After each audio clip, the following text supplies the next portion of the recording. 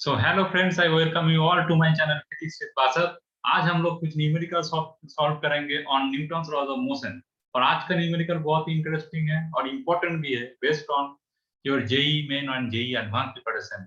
तो आइए ये सब न्यूमेरिकल हम लोग सॉल्व करते हैं। थोड़ा बेसिक ट्रिक भी आप लोगों को मैं बताना चाहता हूँ इस वीडियो के दौरान। तो आप लोग बने रहिए इस वीडियो के साथ और ढेर सारा लाइक और शेयर कीजिए अगर आप लोगों को ये सब प्रॉब्लम पसंद आता है। Okay, so let's start our first numerical.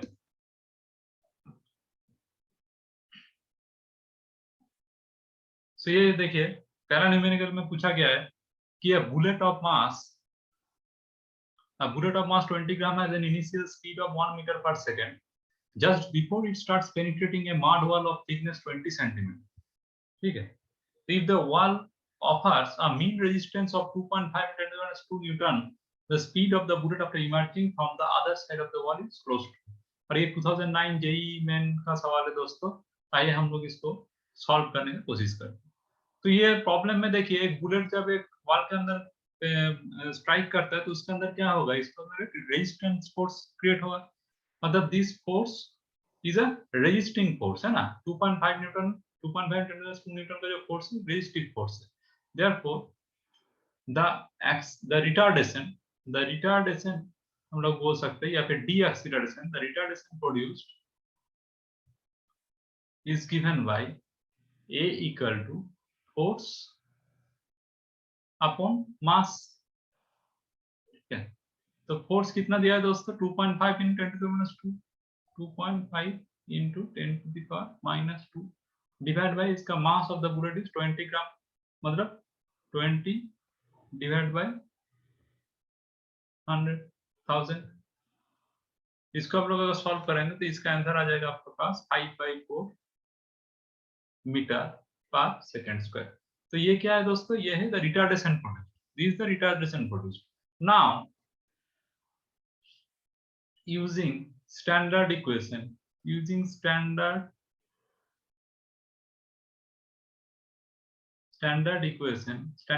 अगर हम लोग यूज करेंगे, then we have v square equal to u square minus 2a, retardation है। इधर v क्या है, final velocity, u is the initial velocity with which the bullet strikes the wall and a is the distance covered, है ना। then we have v square, the final velocity is given by v square equal to u square 1 square minus 2 × 5/4 into s, the distance को is 20 centimeter, मतलब 20 by 100 कितना metre हो, है ना।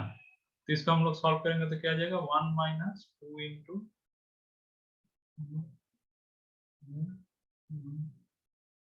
5 2 2 cancel, 2/4 1 × 2 × 1/4। इसको हम लिख सकते हैं 1 - ½ इक्वल टू हाफ, है ना। हाफ मतलब इसके अंदर है ये v square equal to half। therefore what is v equal to 1/√2 दोस्तों।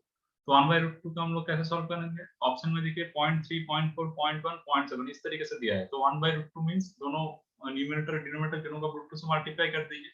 तो ये हम लोग लिख सकते हैं कि 1/√2 इक्वल टू √2/2 इक्वल टू √2/2 कितना होता है, √2 मतलब 1.414 डिवाइड बाय 2, ये तो ये अप्रोक्सीमेटली आ जाएगा आपका 0.7 मीटर पर सेकेंड। तो option D is the correct choice in this case. ठीक है, तो अगला सवाल पे हम लोग बढ़ते हैं अभी। नेक्स्ट क्वेश्चन देखिए, इसमें पूछा गया है the pulley arrangement shown in the figure are identical, the mass of the rope being negligible. ठीक है, इन केस वन, द पहला केस में क्या हुआ है, the mass m is lifted by attaching a mass 2m on the other side of the rope। मतलब ये मास जो m है ये ऊपर की तरफ मोशन कर रहा है और ये मास 2m डाउनवर्ड जा रहा है ना। in case 2, the mass m is lifted by pulling the other end of the rope with constant downward force F equal to, ये F का वैल्यू दे दिया है 2 mg। इस सेकंड केस में भी ये मास जो m है ये ऊपर जा रहा है, लेकिन इस सेकंड केस में हम लोग क्या कर रहे हैं, हम लोग दूसरा जो एंड है रोप का उसको हम लोग पुल कर रहे हैं with force F equal to 2 mg। where g is acceleration gravity, acceleration of the mass in m in both the cases are a1 and a2 respectively, then कौन सा रिलेशन सही है? ये 1984 जेई का सवाल है। तो आइए इसको सॉल्व करते हैं हम लोग। तो in case 1 acceleration is a1, तो हम लोग बोल सकते हैं जब आप फ्री बॉडी डायग्राम बनाएंगे केस 1 का, तो इस एंड से टोटल फोर्स कितना आ जाएगा? Twice mg, and the net downward force in this and is mg, है ना। बाकी टेंशन तो इंटरनल फोर्स है, तो उसको लेके हम लोग इतना सोचेंगे नहीं, क्योंकि tension internal force will always cancel each other. Therefore a1 is equal to net force by total mass। Case 1 के बारे में हम लोग बात कर रहे हैं, ठीक है। केस 1 में एक्सेलरेशन कितना है? a1 net force by total mass. तो ये हो गया इन केस 1। तो a1 कितना हो गया? नेट फोर्स कितना है? Twice mg minus mg by total mass 2m plus m। Therefore a1 is equal to mg by 3m equal to g by 3. So g upon 3 is the acceleration in case 1. Okay. Now in case 2, a2 equal to f minus, इसमें भी आप free body diagram draw करेंगे इस block के लिए, तो mg हो जाएगा f minus mg by total mass. Total mass कितना है? टोटल मास अब इसमें देखिए, टोटल मास तो एक ही ब्लॉक का मास होगा ना, इसमें सिर्फ एक ही ब्लॉक अटैच किया है इस पूरे सिस्टम के साथ, एक ही ब्लॉक। सेकंड केस में total mass will be m only, है ना। ये हो जाएगा twice mg minus mg by m is equal to g, है ना, इक्वल टू g। तो a2 हो गया आपका g और a1 का वैल्यू हो गया g by 3। तो क्लियरली हम लोग बोल सकते हैं इस केस में a1 is less than a2, therefore a1 is less than a2 बोल सकते हैं हम लोग, a1 is less than a2। तो कौन सा ऑप्शन सही होगा दोस्तों? Option D will be the correct choice. आइए नेक्स्ट सवाल की तरफ हम लोग बढ़ते हैं। नेक्स्ट क्वेश्चन देखिए, पूछा गया है a mass of 10 kg is suspended vertically by a rope from the roof when the horizontal force is applied on the rope at some point। तो हम लोग पहले इसका फिगर ड्रॉ कर देते हैं, ठीक है ना। तो देखिए पूछा गया है a mass 10 kg suspended vertically from a rope।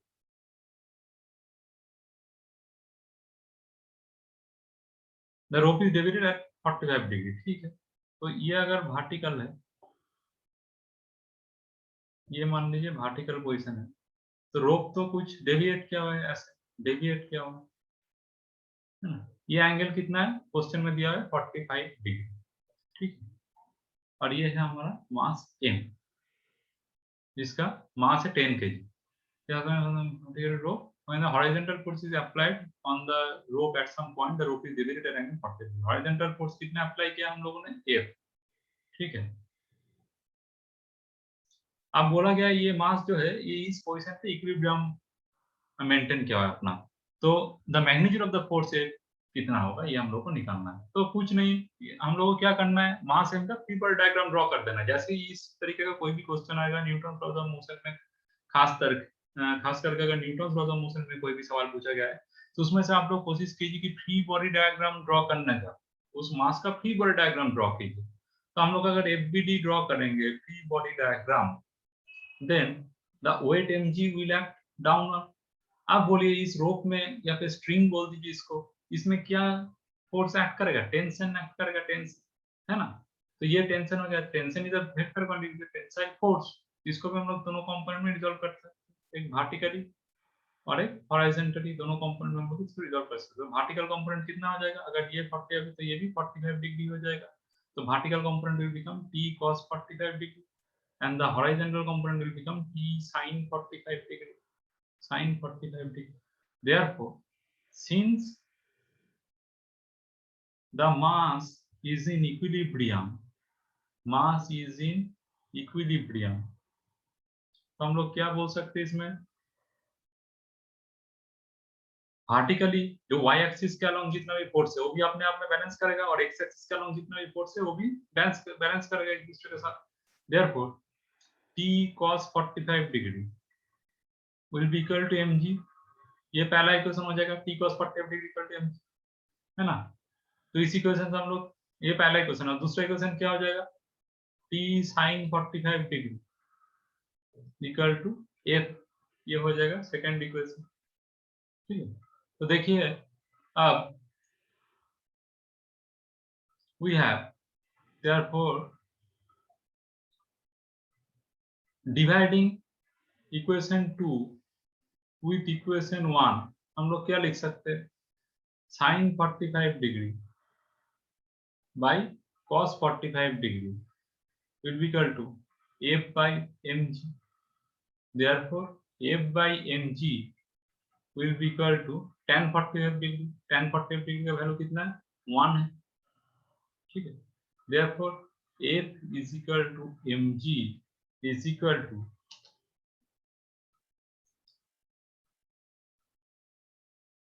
m कितना है दोस्तों,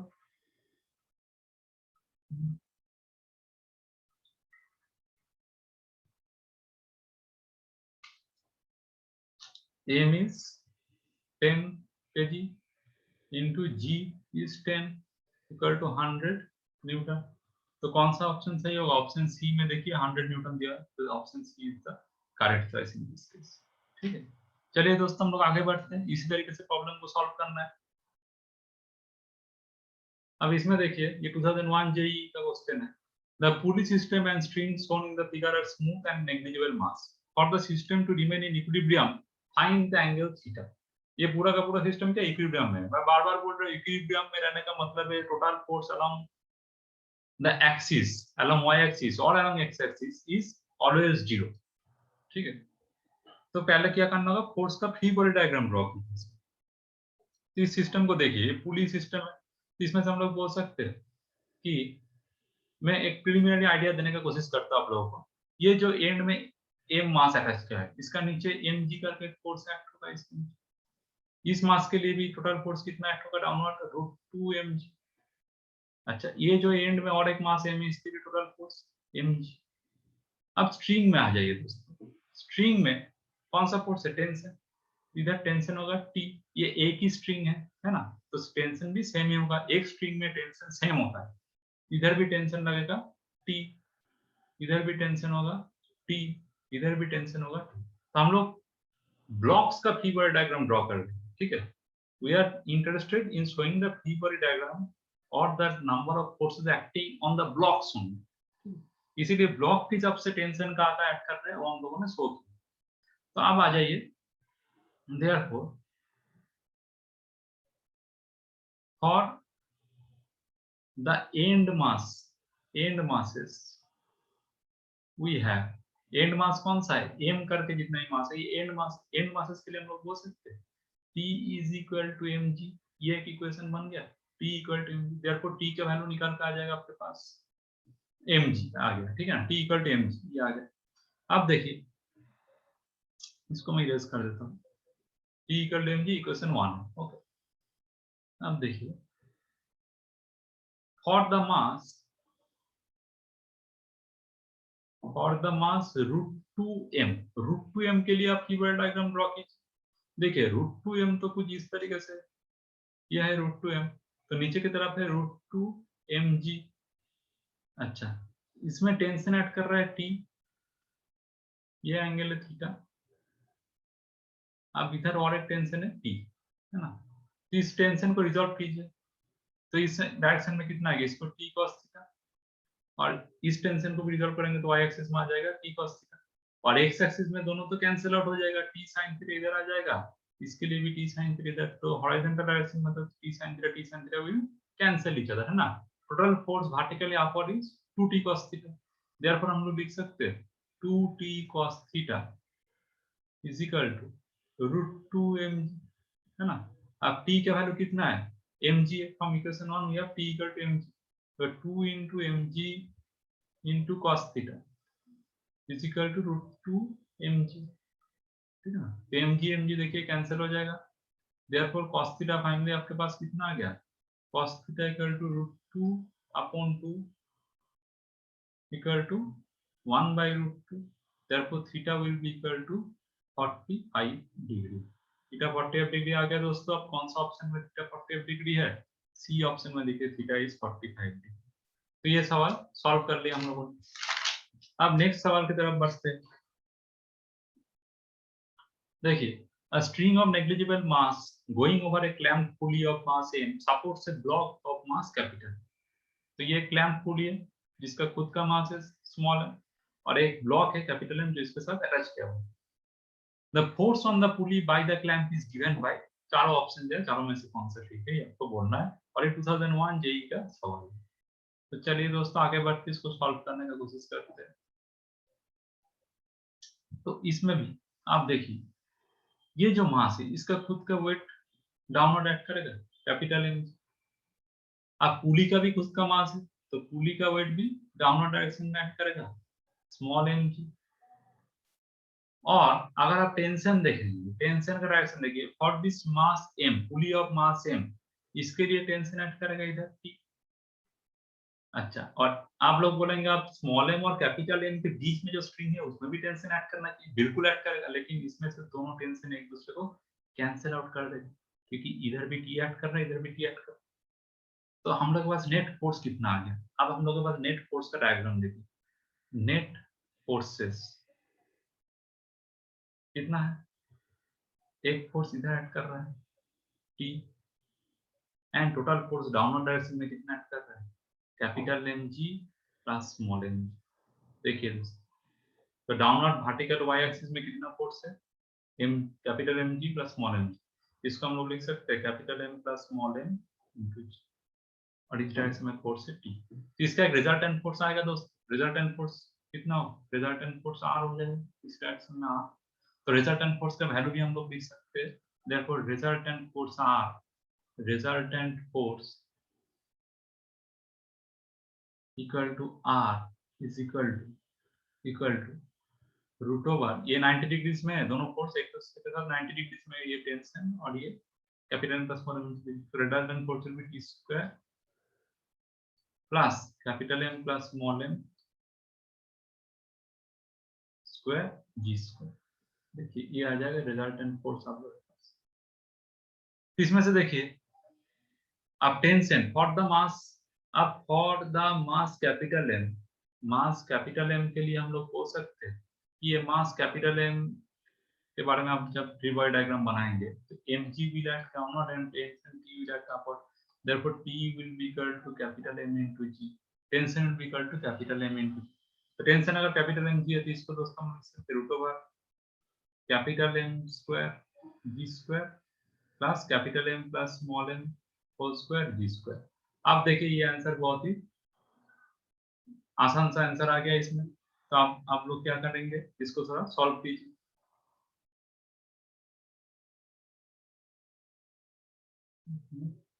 आ गया रिजल्टेंट फोर्स हम लोग के पास are equal to root over capital M square ji square plus capital M plus small m whole square ji square. इसका अगर जी को बाहर लाइए, रूट के अंदर क्या रहेगा capital M square plus capital M plus small m का whole square. This is the resultant force acting in this case, this is the resultant force acting in this case. आप बताइए कौन सा ऑप्शन में ये होगा। Option D is the correct answer, option D is the correct answer, is resultant force. अब resultant force क्या बोला है दोस्तों, देखिए the force on the pulley by the clamp, on the pulley by the clamp, तो ये क्या हो जाएगा, ये रिजल्टेंट का ऑपोजिट डायरेक्शन में हो जाएगा ये फोर्स, है ना। इसका डायरेक्शन अगर पूछेगा तो इसका डायरेक्शन आ जाएगा इसी डायरेक्शन में, दिस इज कैपिटल। मैग्नीट्यूड तो उसका रिजल्टेंट फोर्स के इक्वल ही रहेगा, बस डायरेक्शन हो जाएगा opposite to the resultant force, ठीक है। तो option D is the correct answer, क्योंकि इस सवाल में हम लोग का मैग्नीट्यूड ही पूछा गया है फोर्स का। तो आइए अब नेक्स्ट सवाल देखते हैं। Two forces P and Q of magnitude 2f and 3f respectively are at an angle theta with each other. If the force Q is doubled, then the resultant also gets doubled, then the angle is। ये तो बहुत ही common question, ये 2009 JEE main का सवाल है दोस्तों। ये इस तरीके का सवाल आप लोग वेक्टर में पहले ही देख चुके होंगे, फिर भी मैं इस सवाल को इधर थोड़ा सॉल्व करने का कोशिश करता हूँ, एक बार डिवाइस भी हो जाएगा आप लोगों का। तो देखिए तो दो फोर्स है, ठीक है, P एंड Q, P और Q के बीच में एंगल कितना है, थीटा। ये हो गया Q, दिस इज P। तो रिजल्टेंट कुछ इस डायरेक्शन में बनेगा, दिस रिजल्टेंट आर। तो बोलिए In first case, when P equal to 3f and a magnitude बोल दिया तो mod P equal to 3f and mod Q equal to 2f है, P equal to 2f and mod Q equal to 3f, we have R square is equal to root over P square plus Q square plus twice PQ cos theta equal to ये कितना जाएगा दोस्तों, root over 4f root over 4f square plus 9f square plus 2 PQ मतलब 2 to the 4 3 the 12f square cos theta, 12f square cos theta। इसका अब आप solve करेंगे तो ये हो जाएगा root over 13f square plus 12f square cos theta. This is equal to f root over 13 plus 12 cos theta. This is the resultant in first case. तो इसको R1 बोल दीजिए, R1 square equal to this, ठीक? R1 is equal to this, R1 is equal to this, R1 is equal to root over P square plus Q plus F2 equal to cos. तो R1 equal to this, ये हो गया first equation। अब in case 2 क्या बोला है, Q is double। In case 2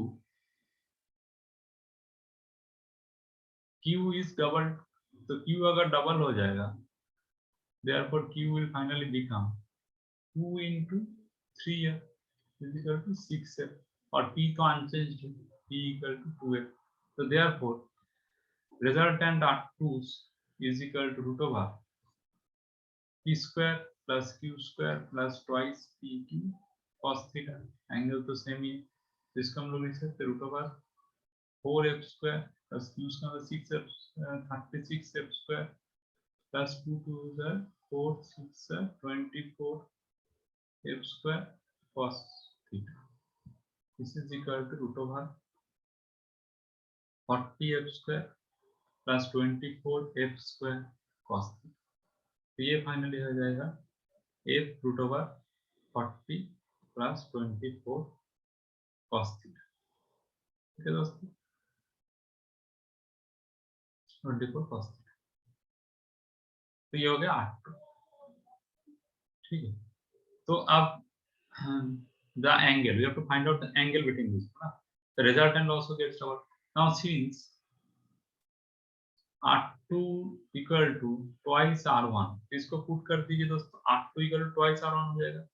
तो हम लोग बोल सकते हैं since R2 equal to twice R1, therefore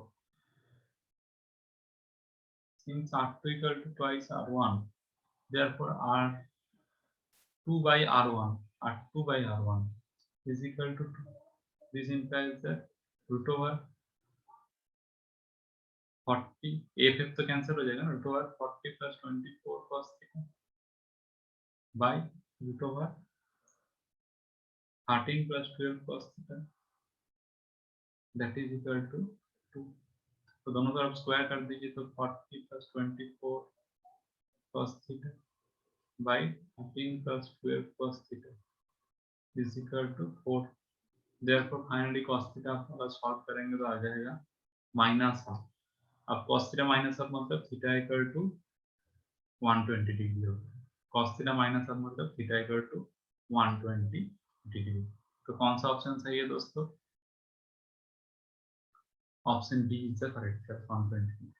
आइए नेक्स्ट सवाल की तरफ बढ़ते हैं। देखिए ये भी 2019 जेईई मेन का सवाल है। ए particle is moving along a circular path with a constant speed, तो जो वेलोसिटी का मैग्नीट्यूड है that is constant and it is 10 metre पर second. What is the magnitude of the change in velocity, change in velocity of the particle, and the change in velocity of the particle when it moves to an angle 60 degree around the center of the sphere। इसमें कुछ नहीं दोस्तों, एक मान लीजिए आपके पास एक circular motion कर रहा है, कोई एक पॉइंट पार्टिकल रोटेशन जो अपना सर्कुलर मोशन कर रहा है।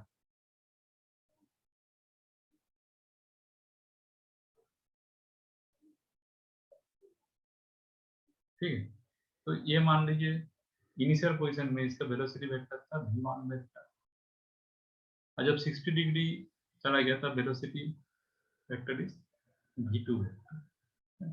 This angle is 60 degree, this angle is 60 degree.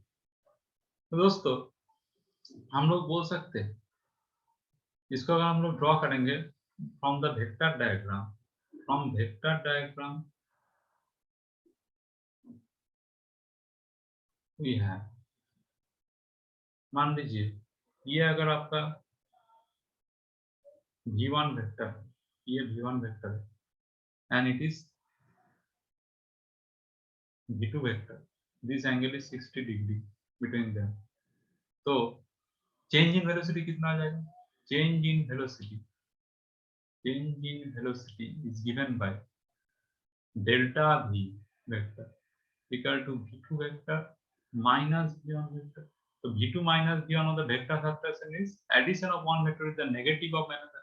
ऐसा हम लोग रिप्रेजेंट कर सकते हैं. मतलब v2 plus of minus v1, ये हो गया माइनस v1 वेक्टर. इसका रिजल्टेंट कुछ इस तरीके से होगा. This is delta v.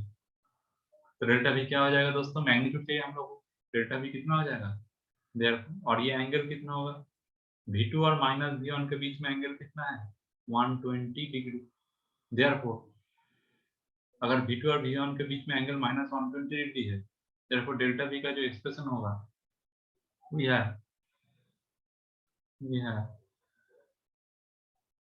Delta v magnitude equal to root over v1 square plus v2 square, ठीक है, minus twice v1 v2 cos plus twice v1 v2 cos 120 degree, addition of one vector with the negative of another equal to root over, ये कितना हो जाएगा दोस्तों? Same speed का magnitude तो same है, mod of v1 equal to mod of v2, क्योंकि this uniform circular motion speed का मैग्नीट्यूड सेम है, वेलोसिटी मैग्नीट्यूड सेम है, स्पीड इज कांस्टेंट. सॉल्व पे था, ये हो जाएगा v square plus v square plus twice v square cos 120 degree. तो ये हो जाएगा आपका root over 2v square plus 2v square into cos 120 degree कितना होता है इसका? Minus half. तो it will finally become root over 2v square minus v equal to v. v हो जाएगा ये, और v का वैल्यू कितना है दोस्तों? v का वैल्यू है 10 मीटर पर सेकंड, 10 मीटर पर सेकंड. तो finally we have delta v magnitude equal to v equal to 10 metre पर सेकंड. देखिए कौन सा ऑप्शन में है 10 मीटर पर second? Option B. therefore option B is the correct choice in this case, 10 metre पर सेकंड. आइए दोस्तों नेक्स्ट सवाल की तरफ बढ़ते हैं. क्वेश्चन नंबर 8 देखिए, ये भी 2011 जेईई का सवाल है. A ball of mass m, a ball of mass m 0.5 kg है मास इसका, is rest at the end of a string having length l equal to 0.5 metre. l कितना है? 0.5 metre. The ball is rotated in a horizontal circular path about vertical axis. अब ये देखिए horizontal circular motion का सवाल. The maximum tension that the string can bear is 324 Newton. The maximum angular velocity of the ball is 10%. तो इसमें क्या है? ये horizontal circle है, मतलब इसका circular path जो होगा ये कुछ इस टाइप का प्लेन में circular motion करेगा, ठीक है. तो इसके लिए देखिए ये तो रेडियस हो गया. तो सर्कुलर मोशन जब भी हो रहा है, सर्कुलर मोशन मतलब क्या होगा? whenever there is circular motion there must be a centripetal force, centripetal force, there must be a centripetal force. और इस केस में हम लोग देखेंगे what is the centripetal force. इसमें टेंशन ऐड करेगा, T टेंशन ऐड करेगा इधर. तो T को आप लोग मान लीजिए एंगल थीटा है, तो T को आप लोग दो डायरेक्शन में डिवाइड कर सकते हैं, इधर T cos थीटा है ना, एंड इधर T sin theta, T sin theta. Therefore here net force towards the center, net force towards the center equal to T sin theta. और net force towards the center क्या होता है दोस्तों? It is nothing but the centripetal force. Net force towards the center of a circular motion is the centripetal force. Therefore T sin theta is equal to centripetal force मतलब m omega square r. m omega square is the centimeter, omega is the angular velocity of the ball and r is the radius of this circular path. ये हो गया r, है ना। अब ये triangle को देखिए, ये जो ट्रायंगल बना हम लोगों के सामने, इन दिस ट्रायंगल, इस ट्रायंगल में दोस्तों हम लोग बोल सकते हैं this angle is theta, it is l, it is r, therefore r equal to l sin theta, r equal to l sin theta. तो हम लोग बोल सकते हैं p sin theta is equal to m omega square l sin theta. तो sin theta और sin theta cancel हो जाएगा, ठीक है ना, sin theta sin theta cancel हो जाएगा। therefore finally omega square equal to t by m l, therefore omega equal to root over t by m into l। तो ये होगा हम लोग का फाइनल इक्वेशन। अब देखिए omega equal to root over t by m, ये हम लोगों को मिला। therefore for angular velocity omega equal to omega max, अगर angular velocity maximum होगा then t should be equal to maximum value of tension t max। जब tension maximum होगा तभी ओमेगा मैक्सिमम होगा। therefore omega max is equal to root over t max by m into l।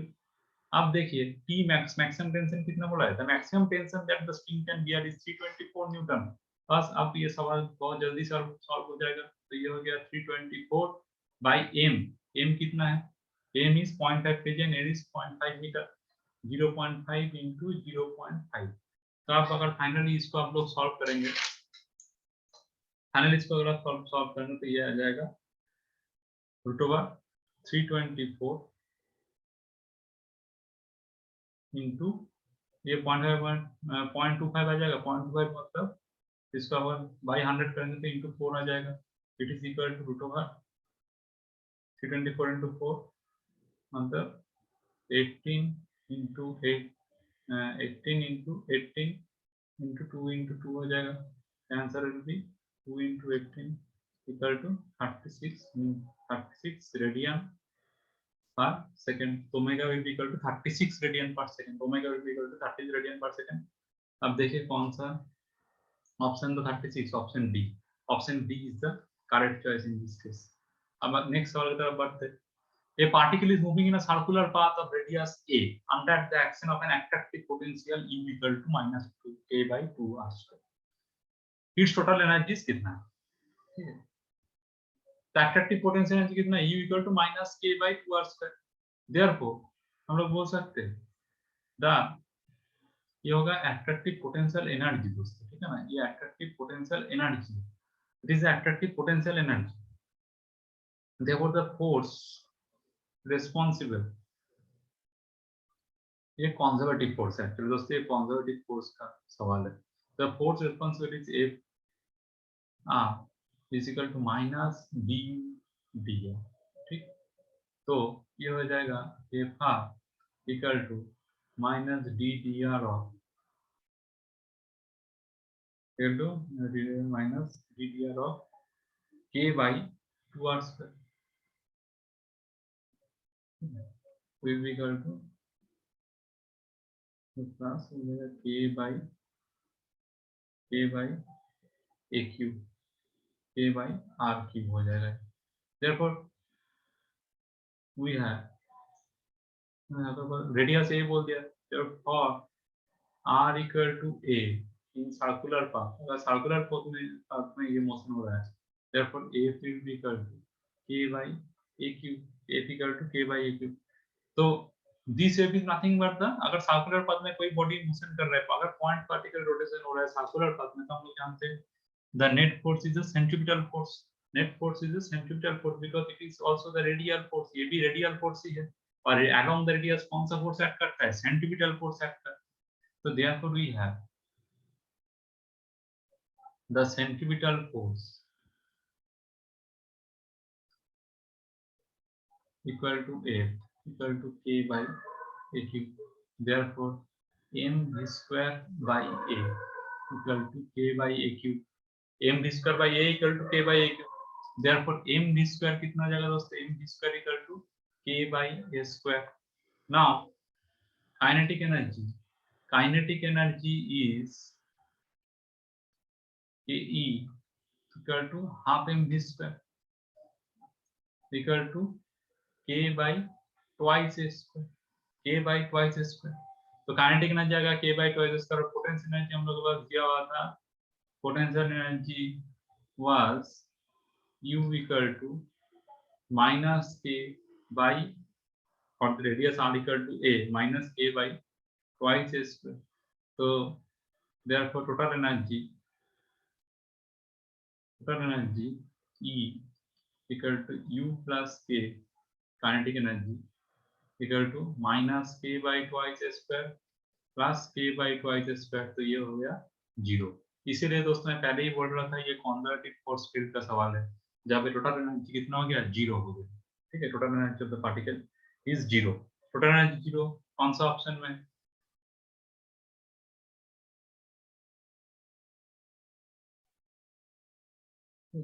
Total energy is 0।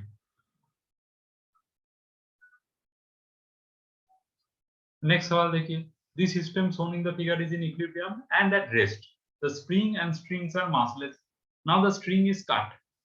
The acceleration of the mass 2m and m just after the string is cut will।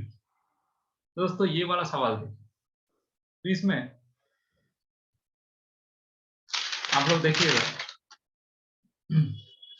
ये एक string था, तो पहले जैसे इस तरीके का कोई भी सवाल आएगा पहले आप लोग क्या करना है, always draw free body diagram draw कर लीजिए दोस्तों। तो फ्री बॉडी डायग्राम हम लोग ड्रॉ कर लेते, तो मास 2m के लिए फ्री बॉडी डायग्राम कितना होगा, नीचे की तरफ इसका वेट ऐड करेगा ट्वाइस mg। अच्छा, और एक चीज मैं बोल देता हूँ, नीचे एक तो इसका वेट ऐड करेगा twice mg and there is tension in the spring P, ये भी नीचे की तरफ ऐड करेगा, और ऊपर स्प्रिंग फोर्स ऐड करेगा Fs, स्प्रिंग फोर्स ऐड करेगा। तो इस मास के लिए हम लोग बोल सकते हैं, अगर ये इक्विलिब्रियम में है, if it is in equilibrium, then Fs is equal to P plus twice mg। so this is equation 1। और for mass m अगर मैं दोबारा एक फ्री बॉडी डायग्राम बनाया तो इसके लिए क्या आ जाएगा, ये हो गया m, नीचे वेट ऐड करेगा mg और ऊपर tension in the spring T, therefore P equal to mg। P equal to mg हो गया दोस्तों, P equal to mg। now therefore ये इक्वेशन 2 हो गया, therefore Fs कितना हो जाएगा, फ्रॉम इक्वेशन 1 P का वैल्यू पुट कर दीजिए, Fs equal to twice mg, T equal to mg हो गया था ना इसमें, T equal to twice mg plus mg equal to 3mg, Fs equal to 3mg। this is our equation number 3। अब दोस्तों बोला है कि स्ट्रिंग को काट किया गया है, अगर स्ट्रिंग को काट किया गया है then if the string is cut, तो कुछ नहीं करना है दोस्तों, अगर स्ट्रिंग काट किया हुआ है, if the string is cut then tension in the string is 0 and this is the key point in this question, then the tension in the string is 0। ये आप लोगों को याद रखना है, अगर एक स्ट्रिंग को हम लोग काट करेंगे उस स्ट्रिंग में टेंशन कितना हो जाएगा, is 0, therefore T equal to 0। तो T equal to 0 हो जाएगा दोस्तों। ठीक है, तो आप देखिए the acceleration of mass 2m and n, ये हम लोग को चाहिए acceleration of the mass 2m and n। तो T equal to अगर 0 है then ये मास 2m के लिए जब फिगर डायग्राम आप बनाएंगे, 2m के लिए नीचे वेट ऐड करेगा ट्वाइस m into g और ऊपर स्प्रिंग फोर्स Fs, और मास m के लिए सिर्फ एक ही फोर्स ऐड करेगा नीचे, that is equal to mg। हाँ, मास m के लिए एक ही फोर्स ऐड करेगा, तो फिर मास m will move downward and mass 2m will move upward because Fs equal to 3mg। 3mg का इफेक्ट ज्यादा होगा, तो मास 2m will move upward and mass m will move downward। इसको अगर हम लोग सॉल्व करेंगे तो acceleration of the mass 2m is equal to net force by mass, ये क्या हो जाएगा दोस्तों, 3mg minus twice mg by 2m and is equal to mg by 2m मतलब g बाय 2। इसका एक्सीलरेशन का डायरेक्शन क्या होगा दोस्तों, ये हो गया a2m और इसका एक्सीलरेशन का डायरेक्शन हो जाएगा इन अपवर्ड सेंस, ठीक है। और मास 3m का देखते हैं दोस्तों, Therefore, acceleration of mass m is equal to net force by mass is equal to mg by m is equal to g. Therefore, am equal to g. और इसका acceleration direction होगा downward. Therefore, mass 2m will move upward with acceleration g by 2 and mass m will move downward with acceleration g. तो कौन सा option सही होगा दोस्तों? देखिए ये ए वाला ऑप्शन सही होगा. Mass 2m will move with acceleration g by 2 upward and mass m will move downward with acceleration. तो ये था कुछ basic question Newton laws of motion पे बेस किया हुआ जो कि जेई मेन और जेई एडवांस में आ चुका है पिछले प्रीवियस ईयर में. तो आई थिंक ये वीडियो आप लोगों को अच्छा लगा होगा. और भी नए-नए सवाल और भी न्यूमेरिकल सॉल्व करने के लिए बने रहिए हम लोगों के साथ और लाइक कीजिए इस चैनल को, सब्सक्राइब कीजिए. And we meet in our next video session. So thank you, stay safe all of you. Thank you so much.